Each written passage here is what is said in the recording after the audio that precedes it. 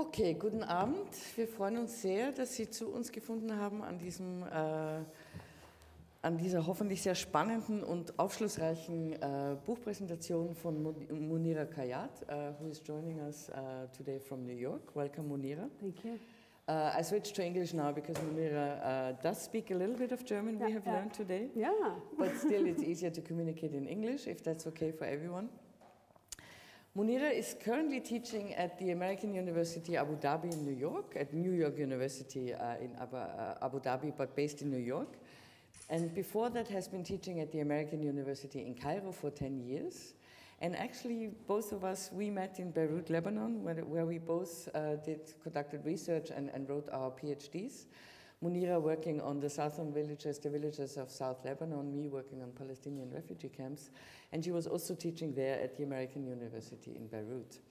But the reason why we have Munira here today, and I'm very honored to say there couldn't be a more timely and important event to present this book of Munira, The Landscape of War, because as the world is gloomy, has his eyes cast on the horrible events in Gaza, of course, and is waiting how the situation in South Lebanon is developing, whether we are seeing a second front opening up. Munira is taking us precisely to those border villages in South Lebanon on the border to Israel that have been living through the various stages of the long and ongoing war between Palestinians and in the struggle over Palestine, for which Lebanon has always been a key battleground. And one of the reasons, of course, is that ever since the Nakba in 1948, 100,000 Palestinians fled to Lebanon and other Arab nations, which turned Lebanon into a key space where the struggle over Palestine has been fought ever since and continues to be fought, creating a situation really where the history and trajectory of these two struggles, as for the rest of the Arab world, the unresolved Palestinian question has remained a constitutive force for the political lives of everyday citizens as much as for armed groups in the region. And the key contribution that this wonderful book makes, and Munira has made with her research in the villages of South Lebanon, is to take us beyond the front lines, to really show us and give us insights and share stories how these ongoing waves and various stages of escalation are lived and experienced and felt on the most on the level of individual families, of individual life histories, beyond the rhetoric of armed groups and militias and whatever we are hearing in the mainstream media about it. And so it's precisely on that note that I think it's very timely to have Munira here to open up a scene what these particular difficult moments for the people in Gaza for sure, but equally difficult for the people in South Lebanon, look like, feel like, and how they are lived and experienced at this particular moment. And on that note, before we delve into the actual stories of your research, maybe we start off with giving us a little bit more insight, Munira, if you don't mind, about the history of this particular place, what South Lebanon's relationship is in relation to the conflict over Palestine, and how it actually unfolded on these very specific territories and sites along the border, along the Lebanese-Israeli border, historically, how it unfolded. Okay. Thank you so much, dear Monika. Thank you to Gertrude, and thank you so much to Marlene for organizing all this and for bringing me here. Vienna is one of my home cities or homelands. My family came to Austria numerous times during the Lebanese war, which spanned almost my entire childhood. And Austria was a place of refuge for us time and again, and continues to be so. Actually, for the last year of the Lebanese Civil War in '89 and 1990, we were living in this neighborhood. So it was an amazing return tonight. I haven't been back in a very, very long time, so it's really, really beautiful to be here. Thank you so much. So a quick shift now to the landscapes of war of the Lebanese South. I mean, as we all know, these conflicts don't come out of nowhere, and where one begins is always a little bit arbitrary. So where we'll begin in history. But it's really important to note that the landscape of which we speak is what we know is the landscape that we know as Galilee. It is famous from the Bible. It's a landscape that is also referred to by the Shia population who live in these areas. It's a multi-religious area, but they refer to it as Jabal Amil. Historically, during the Ottoman era, it was known as Jabal Amil. And when it was established as the southern borderland of the nation-state of Lebanon, that was established first in the aftermath of the dissolution of the Ottoman Empire at the end of World War I, and then with the advent of the French and the British to the region after the Sykes-Picot Agreement, a borderland was drawn that sliced Galilee in two, and the northern parts of Galilee are what is now known as southern Lebanon, and the southern parts of Galilee are now in Palestine and occupied Israel. Israel and occupied Palestine, excuse me. So this borderland is an arbitrary, the border is an arbitrary line that has divided this sort of continuous landscape. And the people who live in the villages there are a mixture of religions. We're often sort of, when we think of South Lebanon, we often tend to think of the area as being dominated by Hezbollah and as being mostly populated by the Shiite religious group, which is a sect of Islam. But the area is also, there are many Christians there, in the villages mostly Maronites, and in the towns Greek Catholic, and we also have Druze. So it's a very religiously mixed area, demographically speaking, as is all of the region really, and Lebanon in particular. So the border was first drawn in 1920 when Greater Lebanon was established by the French. The French and the British were establishing their areas of control, and the British said, okay, this is our part, and the French said, this is our part, and they said, okay, we're going to draw the line. And it was an arbitrary line that was drawn, but it was really sort of like often between villages that separated the end of the Shiite presence in South Lebanon, that became South Lebanon, from what became northern Palestine back then. And then the border was very amorphous, but what happened at this moment when the nation states were established is that the networks that connected the coast to the hinterland, right, which had families and trade networks and religious communities united through this region, were severely truncated. And so it was a moment of impoverishment, let's say, for many of the communities that inhabited these areas. People were cut off from their livelihoods, from their families, and from the landscapes of their lives. Okay, so in 1920 until the establishment of the State of Israel in 1948. Where when the Nakba happened, when the Palestinians were kicked out of their villages in Palestine, and the border became one between Lebanon and the nation state that became Israel, and this became no longer just a border where people could wander across at will, but a border that really defined a front line of warfare between one nation state and the other. So 1948 is really a foundational moment in the history of South Lebanon because it hardened the border but also created the condition of war under which people in South Lebanon continue to live. So this is an extended sort of period that is now, well into its 7th decade, right? And people who live in this area are mostly, of course, the towns were no longer viable in terms of trade networks, so most of the people who remained in South Lebanon were people who were working the land. So it's agricultural villages, people who live off the land, and the biggest industry that people, or the agricultural crops that people cultivate in these areas are tobacco, for the tobacco monopoly that was established by the French colonizers, the French mandate, that was then nationalized after the end of the Lebanese Civil War.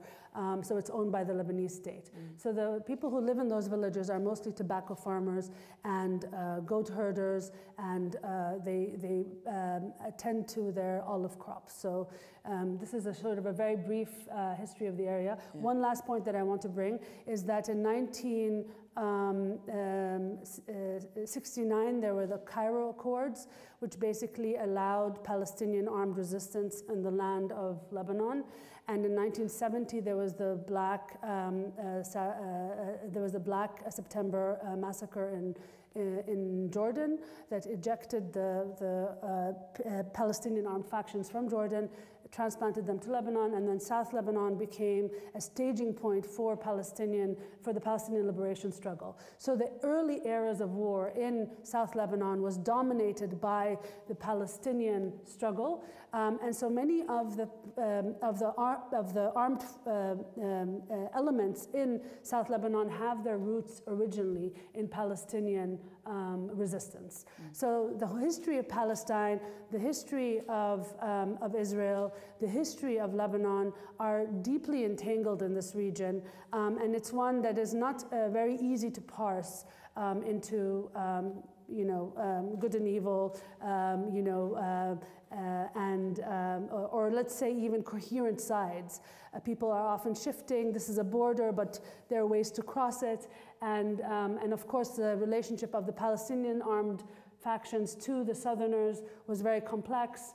And Hezbollah today, in many ways, which is now the dominant militant group in South Lebanon, it first learned, the people who are now the, really well versed in the kind of resistant warfare that Hezbollah is famous for, started with the Palestinian armed factions in South Lebanon. So there's genealogies of war, genealogies of also inhabiting an agricultural place through seasons of war, and a war condition that continues seasonally to return to this region, and people try to live within it.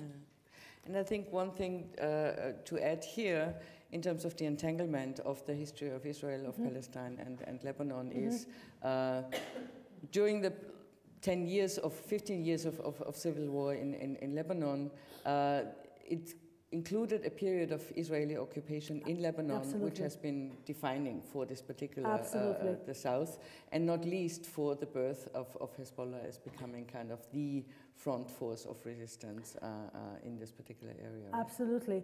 In 1978 was the first invasion of Israel to Lebanon. It was called Operation Litani, and it was a limited invasion where the Israeli army entered the southern borderland in order to eject the PLO or the Palestinian militants, military elements out from the border region.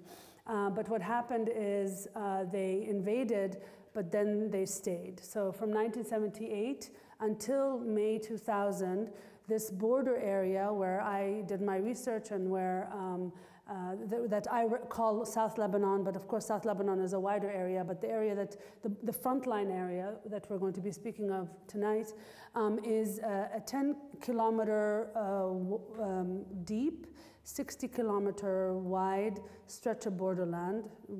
Just keep in mind that Lebanon is a very small country, but also high elevations. We have big mountains in this area. And it was occupied for 22 years by Israel with the assistance of a local proxy militia that was also established in 1978. And this area is called the border strip, Shrit al-Hududi, or the occupied border strip, Shrit al-Hududi al-Muhtal. The Israelis often refer to it as their security zone. And so in May 2000, there was a second invasion in 1982, and this one reached all the way to Beirut. And the PLO was kicked out of Beirut at that time, but the occupation remained. And so in the aftermath of the second invasion, is when Hezbollah started to emerge as an armed military resistance to the Israeli occupation. And it moved from being a Palestinian resistance to a Shiite resistance that grew out of the violence of the occupation in South Lebanon. So this is also a theme, I think, that is worth thinking about, how oppressive occupations create the environments within which armed resistance, is born. And so in May 2000, the Israeli occupation collapsed because of the years of very successful resistance by Hezbollah in South Lebanon. But in my book, I look beyond Hezbollah. So we don't want to delve further into, but I think it's important to understand, because even if I'm invited on the news to comment on whatever, then Hezbollah is called a militia. It's not a militia. This victory of 2000 and ending the occupation is a defining moment that, since these groups have taken on a life of their own, undisputed, but like you say, we want to look beyond or behind the political, the militant posture and political rhetoric of Hezbollah. But here I wanted to ask you, the last open confrontation, open war, armed conflict between South Lebanon or Lebanon and Israel was 2006, of course, after Hezbollah hijacked 2 Israeli soldiers, underestimating the escalation that would follow. In any case, this short-lived confrontation resulted in, I think, 1,000 civilians dead, but also major environmental effects of aerial bombardments, including a major oil spill destroying 1/3 of the Lebanese coast, leaving behind millions of landmines, unexploded devices, which is particularly harmful, of course, for an agricultural community. And I'm wondering, the mines are still not cleared yet, and the trauma of this aerial bombardment, day after day, entire villages and areas wiped out and having to be rebuilt, sits very deep. I've been in Lebanon between 2007 up until 2020 on a regular basis and lived there for 10 years. This 2006 war sits very, very deep, and I wonder, in this current moment, how do these prior events, 2006, the period of occupation, how is that kind of affecting how a situation like the one we are seeing today is lived, felt, experienced, is shaping people's expectation and responses to the situation? Yeah, indeed. I mean, people live war as seasonal, so they always live with the expectation of another war. So war is always on the horizon. So people live with this. So one should also always keep in mind that the struggle to live is one that is often tied up with the expectation that there will be episodes of devastation and death, right? So in the current moment, if I were to speak to the current moment, there's extreme, it's been an interesting sort of suspended moment where events are percolating on the southern border in Lebanon, and every day there's a bombardment, exchange of fire, and people are not really sure how things are going to unfold. It's extremely nerve-wracking. People are extremely fearful, but also it's not something that they're not familiar with, right? So really it's been sort of like people have been waiting for it to explode, and it hasn't yet. And so there's this expectation of we don't know what's going to happen. So many people have had a moment to prepare. And there are many people who have adamantly refused to leave their villages, but there are some people who are really tired of these cycles, and many of them have left. I'm subscribed to several WhatsApp groups. This is how I get most of my news that basically reports all the episodes of exchange of fire. And really, I mean, on a daily basis, there's a lot of altercations. There has been a couple of deaths on both sides of the border, mostly military people, and there's been one Lebanese journalist who was killed maybe on the second day of the conflict. Yeah, I think it's 35 even now, 29 Hezbollah members, and 4,000 people deciding to leave. Yes. But on this note of insisting to stay, even in these suspended moments where you don't know which way it's going to go. I think that's one of the powerful contributions of your that you make in your book, how in this inherently explosive and dangerous and potentially life-threatening landscapes where you never know, are you going to live the next day? What drives people to hold on and stay and not give up their land? Yeah, so I mean, I'm a child of war, and I grew up in war, and you know, the first thing that I was aware of in my world was war. I was always promised that the world would be you know, become one of peace one day, and everything would be better. But as you can well see, regionally, it really hasn't gotten better. So in the absence of a better tomorrow, people need to really live today. And so people make the decisions that they make vis-a-vis you know, the level of threat that the you know, impending war or the threatened war will bring to their lives, based on what do they do in order to pursue their life here today. So if their life is tied up with their crops and with their trees and with their homes and with their plants, and if this is where they're bringing up their children, it's really, really hard for people to make the decision to leave, because if you do leave, there's always the fear that you can never come back, right? And so living on the borders of Palestine is a very, I mean, there's always the reminder of what happens when you leave, right, in South Lebanon. And so really people in South Lebanon have this very sort of resistant, practical philosophy, or ecology, as I call it, of trying to stay through all circumstances. And it's been quite a successful approach, one that of course is full of suffering and devastation. I mean, South Lebanon has suffered a lot through you know, the 70+ years of this ongoing conflict, and will continue to do so. But after generations of you know, of this, people are often sort of looking at how to how to plant the ground and how to rebuild their homes.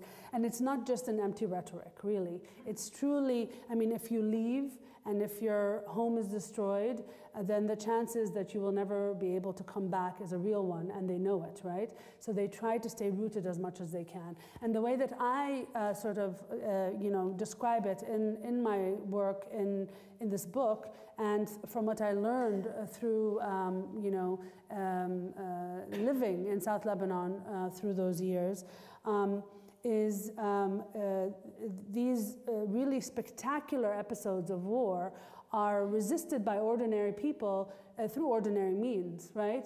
So if you have like a little kitchen garden outside of your home, the possibilities of you surviving through episodes of conflict is going to be higher, rather than you, I mean, if you abandon your garden and your garden dies, then the chances are that you're not going to be able to sort of survive there over the long term. So these kind of ordinary, cultivating, caring, nurturing, life-making sort of ecologies and networks are what you know, enable people to live through these worlds. And so Monika mentioned the ordnance, the explosives that are sprinkled across the agricultural landscapes of South Lebanon.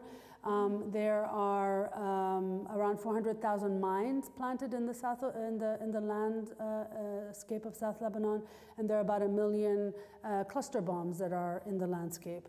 The mines are planted, they're dug in the ground, but cluster bombs, and maybe you've been hearing about this in the context also of the war in Ukraine, are devastating objects because they're thrown over civilian areas in big canisters, and many of these cluster bombs are old stock of bombs, the ones that the Israelis use in South Lebanon, were actually given to them by the U.S.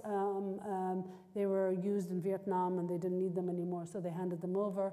And so they fall. Some of them explode, but some of them don't, and you don't know when it'll explode or not. So they stay in the landscape and they nestle and they become de facto landmines, but they're very erratic. An actual landmine needs weight in order to trigger it. A cluster bomb can be triggered by any movement, right? So it creates an atmosphere of a reality of deadliness, but also an atmosphere of fear towards the landscape that gives people life, because in situations of extreme uncertainty, it's the land that always remains, and it's the land that people fight for. So the Israelis know this, and it's a kind of an environmental war that really sort of like seeks to make environments unlivable, so people can no longer live there, because they do know that militarized resistance is premised on the presence of ordinary people living in these worlds, right? So those explosives are present in people's lives, but people find ways to live with them. So cluster bombs are difficult. Yeah, go ahead. Yeah. No, on that note, in this highly explosive landscapes, I think you beautifully describe a whole new alliance of solidarity and mutual support and mutual protection emerges. Yes. Can you describe for us how this has created a special relationship between people and the animals and even village communities? So one of the things that I try to narrate in my book, in this understanding of landscape of war, is to widen the frame of war to encompass more than politics and men with guns, right? So often, as we're witnessing now in Gaza, it's more than just militarized sides who are caught up in the crossfire and who are struggling to live and who are often dying, right? So how often we're so captured by the spectacular dimensions and the devastating dimensions of war that we forget to notice that there are real people in these worlds. So the question for me is what are those real worlds, those real people living in real worlds within these real conflicts, and how do we describe them, and how do we even access them beyond the militarized frames? And so in South Lebanon, I grew up in war, and I was very familiar with the tropes that people often take when they narrate war, and I really wanted to avoid that in trying to describe the ways in which people inhabit this landscape that has been a battlefield for generations and decades now, beyond just the militarized dimensions of it. So I went about asking people, like, how do you live here? What is your life about? What do you plant? What do you love? Who are your friends? What do you depend on? And I got really great stories from the people, and I observed, with my own, eyes, the multi-species survival collectives that not only goes beyond men with guns, but also beyond humans, right? So you can't really think of a world of war as only a world. Like right now, we're recognizing that we are vulnerable as humans on this planet because we are destroying its ecosystems.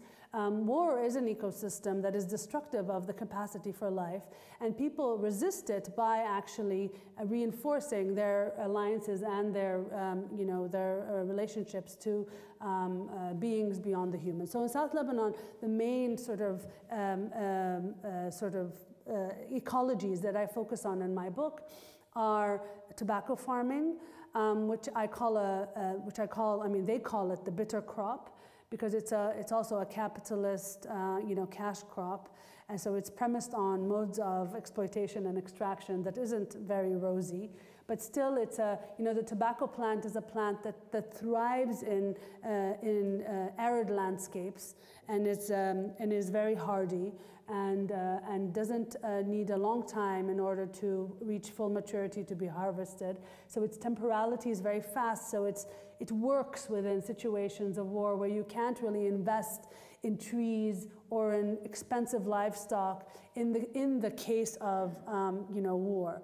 So tobacco is very has a good synergy with war worlds in terms of its temporality and its hardiness and its desire to be cultivated by many hands. So, I mean, poverty creates the situation where you have large domestic units with women and children, and these are the people who are working these crops. So tobacco is one of the backbones of the area that really allows people to live through these seasons of war. And the other alliance or survival collective that I focus on in my book is the human-goats relationship. So goats are also a very hardy life form, and the interesting thing about goats in South Lebanon is because this landscape is so infested with explosives that you can't really have heavy livestock in this area, but also many lands have been abandoned, and there's very luscious, grasses growing in areas where people don't go because they know that those are minefields. But goats are very light. They're four-legged, and so each footstep of theirs is quite light, and they don't trigger landmines. So they're often herded by their herders through the minefields in order to make use of the luscious grasses. And so they've reclaimed these areas, which are like fields of death, into sort of a capacity for sustaining life. Of course, goats are also animals that are not pets, but are used for mainly for their milk, but also for their meat and their manure, right? And so they're extremely sort of important to sort of sustaining the livelihood or the livelihoods of the people in the region. I mean, those are the two main ecologies that I look at. Yeah. On this note of ecologies, can you maybe elaborate why this concept, what this called? Did you actually start off with, I'm taking a broader view, I'm looking at the environmentality of war, its ecological material dimension, or was this something coming out of your observations, and how do you really understand ecology in this context? What's a resistance ecology for you? I wanted to write about war. I always wanted to write about war because it was something that I grew up in.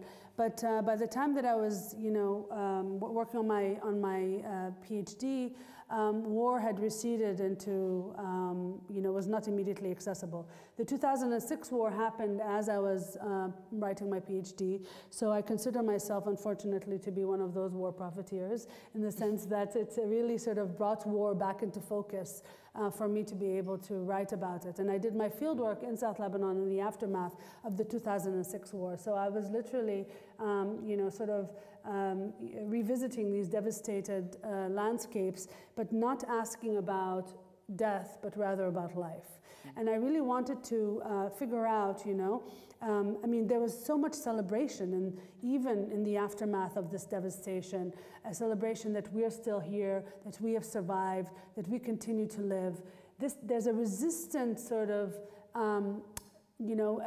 attitude towards surviving these cycles of violence that we can, observe just by looking at the wars that are taking place around us right now. So really, shifting the frame from death to life within the framing of war is one that I do for several reasons. One is that I really want those who are not accustomed to living in war to be able to grasp the ordinariness of life within these conditions. So war, ever since the end of World War II in Europe, war became, war was formally, let's say, ended, right, in the global north. But war didn't really end, as we all know. War was mostly out, it became, from World War II to the Cold War. But the Cold War was not very cold in many parts of the globe, right? There are very many hot wars, and the war, Vietnam being one of them, the Korean War being one of them, etc. But also the war that I grew up in, the Lebanese, what is called the Lebanese Civil War, which is and is not, the Civil War was also one of those fault lines of the contest between the US and the USSR. So, So I really wanted to shift the optics to life in order to show those, people who inhabited worlds that were considered peaceful and who had no immediate experience of what it is to live in war, that actually living in war is something that is imaginable and is also recognizable as sort of, the inhabitants of war are recognizable as fellow humans. The unfortunate sort of effect of war being outsourced to the global south is that people often think that these wars are endemic or are somehow tied into sort of the brokenness or the backwardness of those worlds, right? Without really paying attention to the larger global context, right, within which these wars are actually funded and unfold, right? So we have to think of the global connections, but also the humane aspect, the humanity aspect, the recognizability. So this is why I really insisted on a framing that was more inclusive on the one hand. And also, we have to get people to care about war. We can also sort of compare it to other structures that we have normalized in our peaceful northern worlds, structures such as the nation state and capitalism, and also to compare it to problems that we feel high anxiety about in the global north, for example, climate change, right? So, war is not an aberration of modernity. It's actually one of the pillars, right, that sort of establishes the modern world order, right?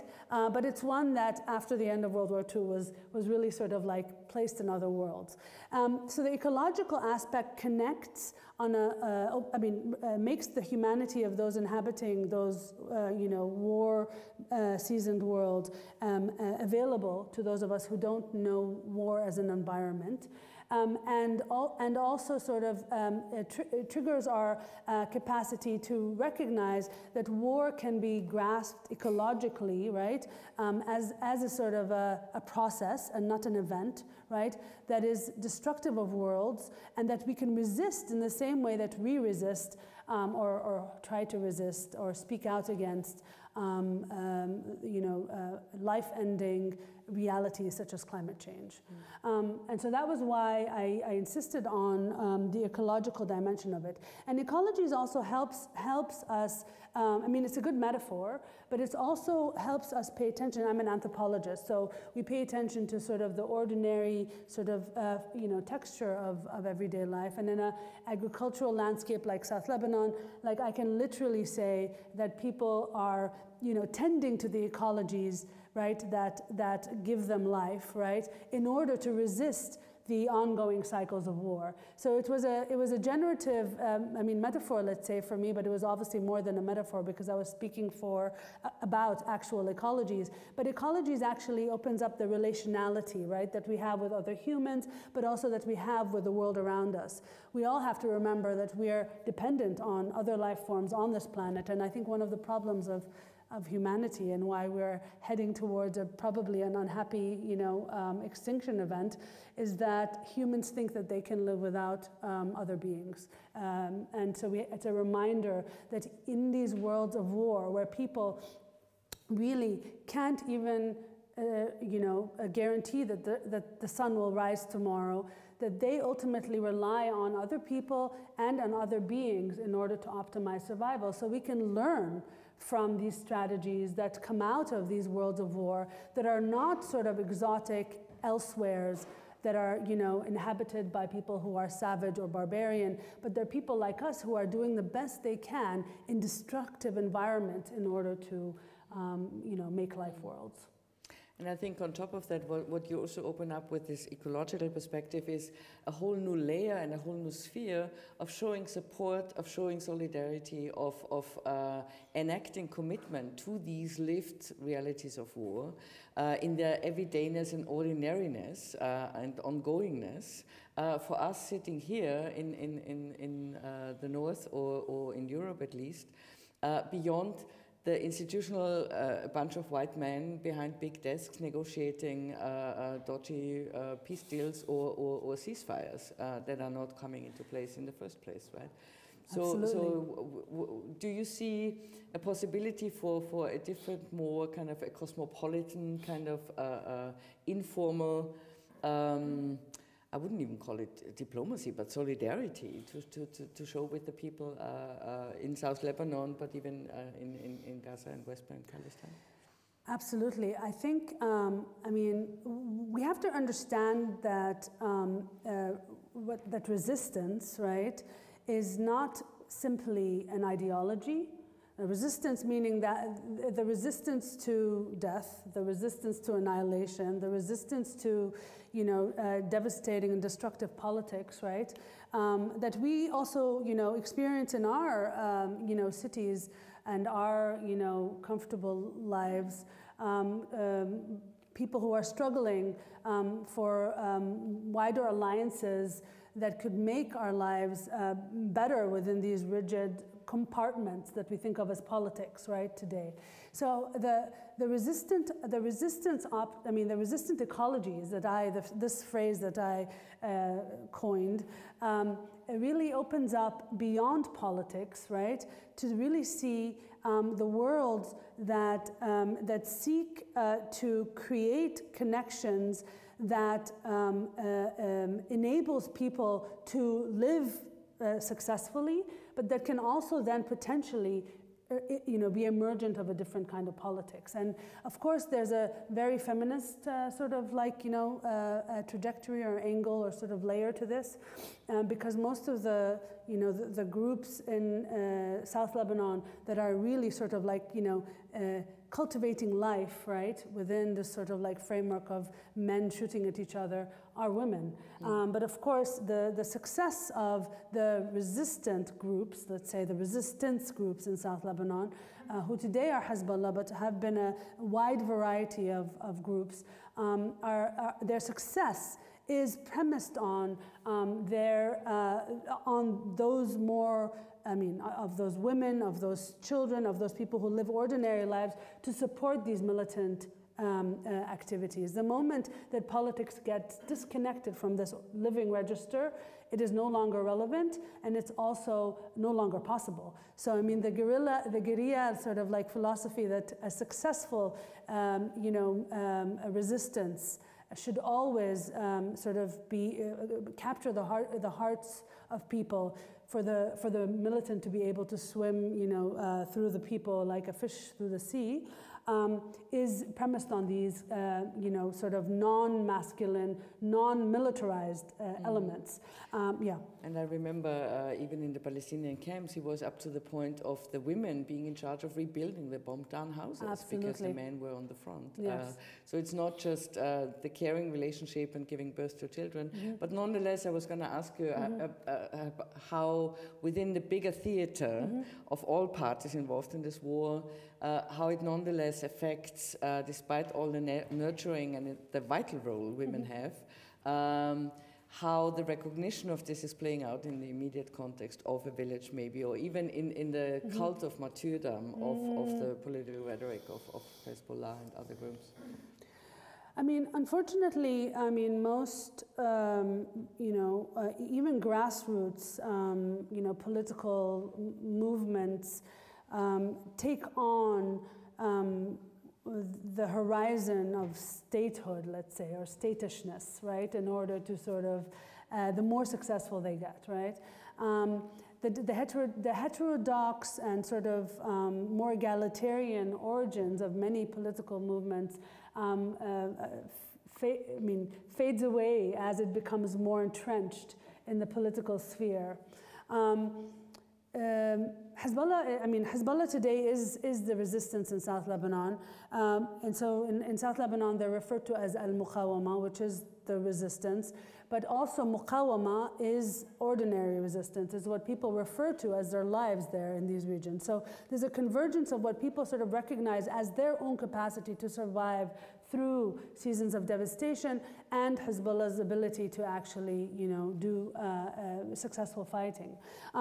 But in the years since Hezbollah sort of really took over as the main actor and military force in South Lebanon, They have monopolized the discourse of resistance, the imagery of resistance, the practice of resistance. But within the villages, it's actually, when you go there, you realize that I mean, I draw on this idea of the gray zone, which was made famous by Primo Levi in his description of the concentration camps of World War II. But the gray zone is a space of extremity where it's not so easy to draw a line between friend and foe, right? Or those who have the power and those who don't, or friend and enemy, right?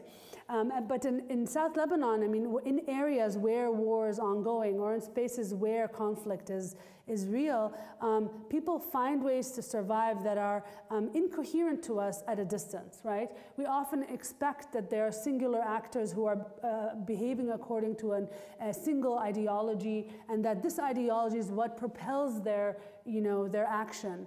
But in South Lebanon, actually, people are much more ambiguous about their, sort of allegiance, let's say, to the dominant power, be it an occupier or a group that is fighting for freedom, because they're actually mostly concerned with staying alive. So this was said to me by Timur Göksel, who was the spokesperson for the United Nations Interim Force in Lebanon.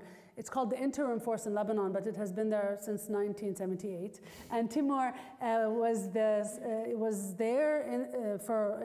until the liberation of South Lebanon. And when I was doing my field work, I went to talk to him about South Lebanon, and he was extremely sort of committed to sort of thinking about the lives of people in these worlds underneath the sort of, very stark political categories. And he said to me that most of the, energy of the people who live in these villages is really geared towards survival. And it's really wrong to morally parse it, to say this was, this is a collaborator, and this is a true, pure sort of upstanding resistance fighter, because often these groups sort of overlap in ways that are really hard to make sense of in political terms. So politics is very reductive, and it's also very distorting of the realities of living in those worlds. And I think that would be something to think about when we think about politics, that actually, a space of dialogue, I mean, like this space, is actually very generative to imagining worlds where people can, find a way forward. Because it's often what happens when, agreements are reached is that one group, submits to the other, right? And then peace is called in the name of one group overpowering the other. But very rarely do we find pathways that actually, encompass all sides. Yeah. On the note of dialogue, maybe this is a good moment to open up to the audience. Are there any questions from your side?